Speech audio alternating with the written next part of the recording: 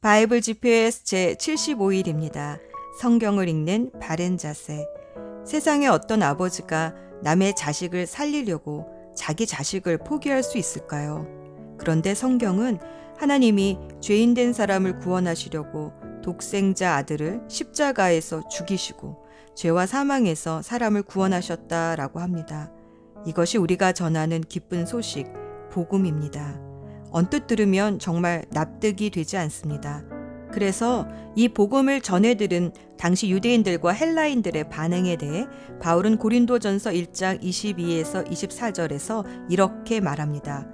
유대인들은 표적을 구하고 헬라인들은 지혜를 찾으나 우리는 십자가에 못 박힌 그리스도를 전하니 유대인들에게는 거리끼는 것이요 이방인에게는 미련한 것이로되 오직 부르심을 받은 자들에게는 유대인이나 헬라인이나 그리스도는 하나님의 능력이요 하나님의 지혜니라.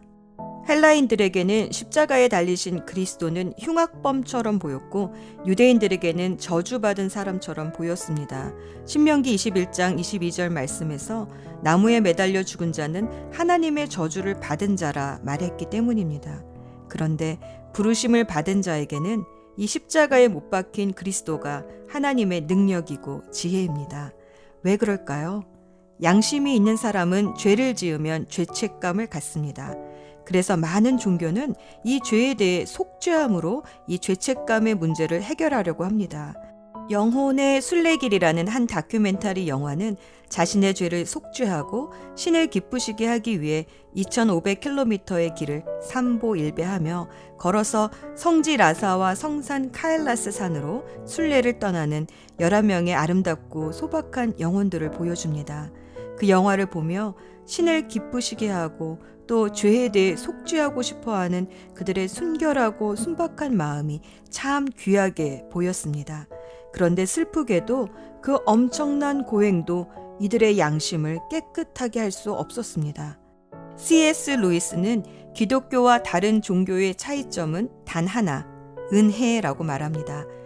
사람이 어떤 고행이나 선행을 해도 죄책감이 사라지지 않는데 하나님은 은혜로 우리의 양심을 깨끗이 해주셨다는 것입니다. 하나님이 전능하시기에 이 일을 손가락 튕기듯 쉽게 하신 것은 아닙니다. 독생자 예수 그리스도를 친히 십자가에 못 박아 죽이시는 엄청난 희생을 통해 이 은혜를 주셨습니다. 우리가 하나님께 무엇을 드려서가 아니라 예수님을 우리에게 주셔서 이루신 것이 구원입니다. 우리가 할 수 없는 일이기에 하나님께서 해주신 것이 은혜입니다. 라비 제커라이스는 이 은혜에 대해 이런 예화를 들려주었습니다. 한 소년이 그림 시간에 그림을 망쳐서 너무 속상하여 울먹이고 있었습니다. 아무리 망친 그림을 수정하려고 해도 그림은 고쳐지지 않고 더 지저분해지기만 했습니다. 그런데 선생님이 이 소년을 달래주시며 깨끗한 종이 한 장을 새로 내어주시는 것이 아닙니까?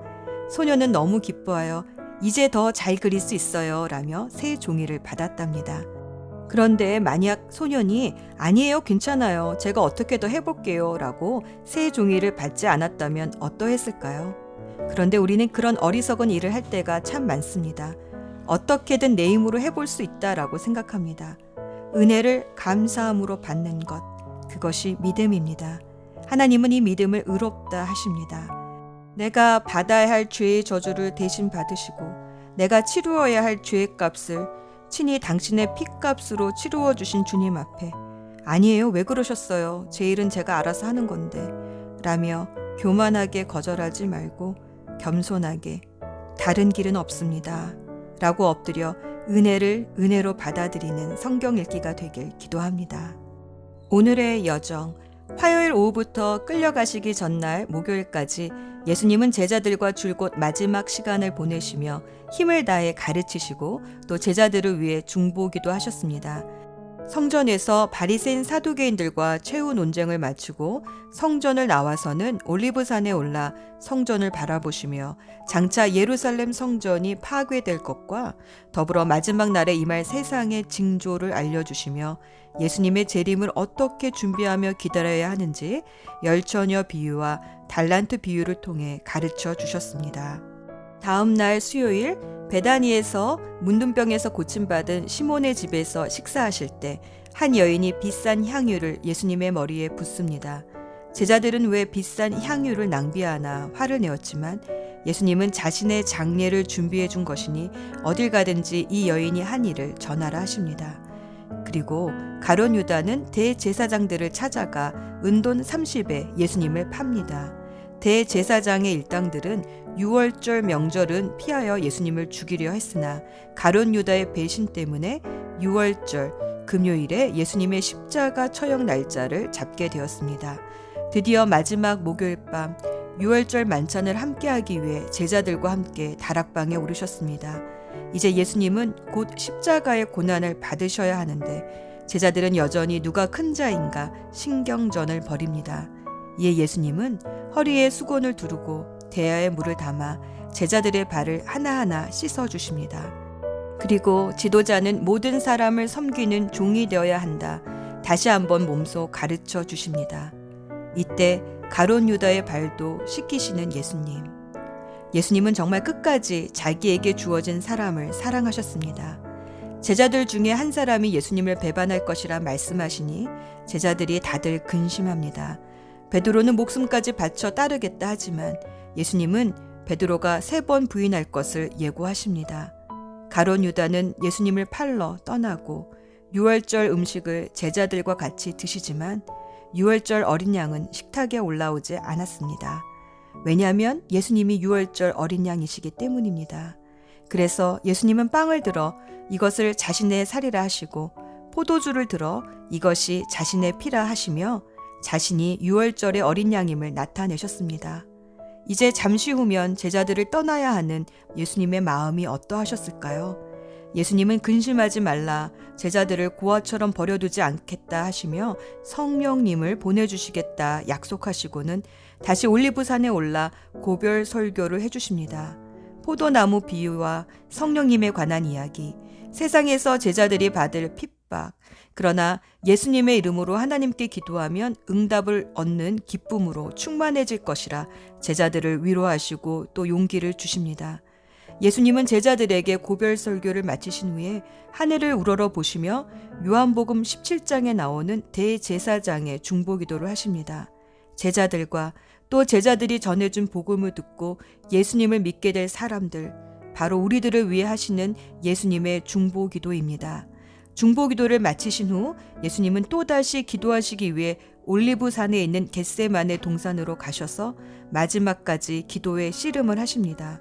이때 베드로, 요한, 야고보도 데리고 가셔서 시험에 들지 않게 깨어 기도하라 했지만 이들은 마음은 원이어도 육신이 너무 피곤하여 눈을 뜰 수가 없었습니다. 이렇게 예수님은 자신을 잡으러 칼과 몽둥이를 들고 사람들이 몰려올 때까지 끝까지 기도하셨습니다. 예수 전망대.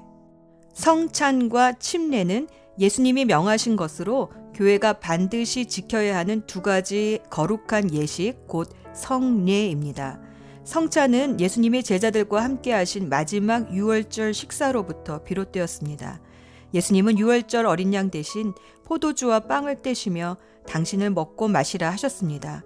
그리고 잔을 드시며 이 잔은 너희를 위하여 흘리는 내 피로 세우는 새 언약이다 라고 말씀하셨습니다. 6월절은 이제 옛 언약이 되었고 그 후부터는 주님을 기념하는 성찬식이 교회에서 지키는 성례가 되었습니다. 이 성찬이 의미하는 것이 무엇입니까? 성찬의 배경이 되는 6월절 사건을 생각해 보면 분명해집니다. 노예에서 자유인으로, 죽음에서 생명으로, 그리고 새해가 시작되는 것이 구약의 6월절입니다. 성찬은 6월절 어린 양 되신 예수님께서 십자가의 죽으심을 기념하는 성례입니다. 십자가 사건을 먹고 만지고 보고 듣는 시간이 바로 성찬식입니다. 내가 죽어야 하는데 예수님이 십자가에서 내 죄값을 치르시고 대신 죽으셨습니다 하고 믿음으로 고백할 때 우리에게 무슨 일이 생깁니까? 사단이 더 이상 우리를 자신의 종으로 부릴 수 없습니다. 예수님이 죄값을 치르셨기 때문입니다. 죄의 값인 영원한 사망에서 풀려나와 주 안에서 자유인이 됩니다. 다시 태어나 새 삶이, 새 해가 시작됩니다. 우리에게 이 새 생명을 주시기 위해 예수님이 치르신 희생과 사랑을 기억하고 믿음으로 고백하는 것이 바로 성찬식입니다. 이 성찬식을 통해 성도는 그리스도 안에서 우리가 한 몸이요 한 형제 자매로 영적인 가족이 되었음을 선포합니다. 예수님이 채찍에 맞음으로 내가 나음을 입었고 예수님이 죽으심으로 내가 생명을 얻었습니다. 구원은 값없이 은혜로 얻었지만 구원이 결코 공짜로 얻어진 것은 아닙니다. 예수님의 피값으로 얻어진 귀한 것입니다. 자꾸 잊어버리는 인간의 연약함을 아시고 성찬을 통해 주님을 기념하라고 하신 그 깊으신 사랑을 헤아려 봅시다. 기도합시다. 끝까지 사랑하시는 하나님, 왜 그러셨어요? 라고 물어보면 너는 너의 자식을 포기할 수 있겠니? 너는 남의 자식이 아니라 잃어버린 내 자식이다 하시는 주님. 기어코 끝까지 찾아오시는 아버지 하나님, 감사합니다. 감사합니다. 감사합니다.